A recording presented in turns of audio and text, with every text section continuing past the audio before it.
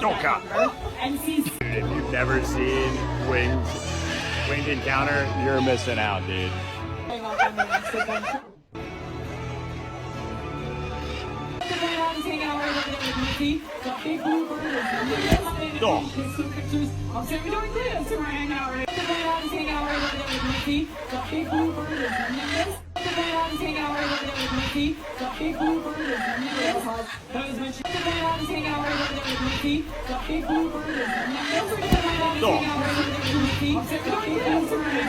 Sites like these remain in wild places for many generations to come. Enjoy the rest of your adventures here at Disney's Animal Kingdom. Now they do this show like every 15 on the hour. They take a break in the middle of the day.